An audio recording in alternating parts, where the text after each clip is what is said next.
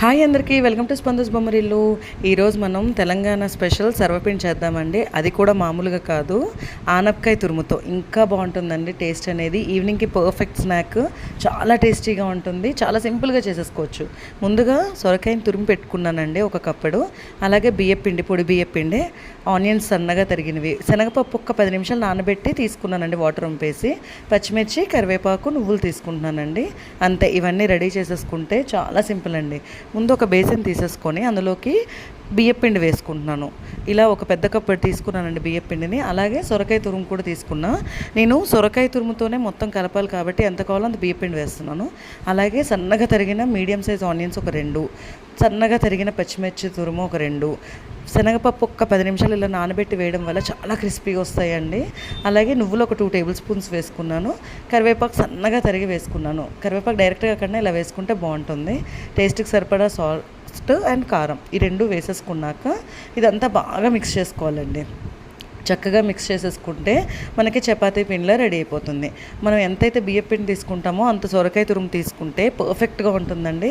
పూర్తిగా సొరకాయతో కలపడం వల్ల టేస్ట్ అనేది చాలా బాగా వస్తుంది. చూసారా, పిండి అయితే రెడీ అయిపోయింది. ఇప్పుడు ఒక కడాయి తీసుకొని అందులో 1 టేబుల్ స్పూన్ ఆయిల్ వేసుకుందాం. ఆయిల్ తీసుకున్నాక ఇలా అప్లై చేసుకోవాలండి. దీనికి ముందే రాసుకోవాలండి, సర్వపిండికి తర్వాత కన్నా ముందు రాసుకున్నాక, ఇందాక పిండి ఉంది కదా అందులో కొంచెం పిండి చూపిస్తుందని చూసినారా, ఈ మాత్రం సైజులో తీసుకోవాలండి. పర్ఫెక్ట్గా వస్తుంది. ఇంత తీసుకొని ఒకసారి మొత్తం ఒక రౌండ్గా తీసుకుంటున్నాను. దాన్ని చక్కగా దీనికి అప్లై చేసుకుంటాం కదా ఆయిల్, దాంట్లో వేసుకొని ఇలా చేత్తో ఒత్తుకోవాలన్నమాట.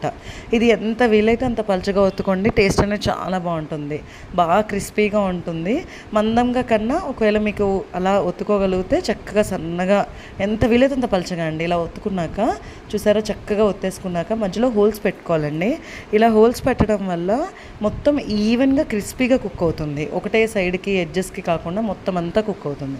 ఇప్పుడు స్టవ్ మీద పెట్టేసుకొని మీడియం ఫ్లేమ్లో పెట్టి ఒక 1 మినిట్ మూత పెట్టుకోవాలండి. మూత పెట్టేసి ఒక 1 మినిట్ వెయిట్ చేస్తే చాలు. కరెక్ట్గా 1 మినిట్లో తీసేసేయాలండి.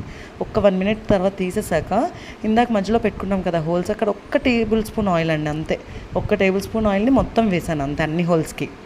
ఇలా మీడియం ఫ్లేమ్లోనే ఒక 2-3 నిమిషాలు వేపుకుంటూ చూసుకోవాలండి, మాడిపోకుండా. ఒక 2-3 నిమిషాల తర్వాత మీకు ఎడ్జెస్ అనేది వచ్చేసింది, గోల్డెన్ బ్రౌన్ కలర్ కనిపిస్తుంది. అలా ఒక్కసారి వేగిందా లేదా చెక్ చేసుకుంటే పర్ఫెక్ట్ వచ్చింది. చూసారా, గోల్డెన్ కలర్లోకి వచ్చింది, క్రిస్పీగా అయిపోయిందండి. ఇంకా దీన్ని ప్లేట్లోకి తీసేసుకొని సర్వ్ చేసేసుకోవడమే. టేస్టీ ఆనపకాయ సర్వపిండి అయితే రెడీ అయిపోయిందండి. మీరు కూడా ఒకసారి ట్రై చేసి చూడండి.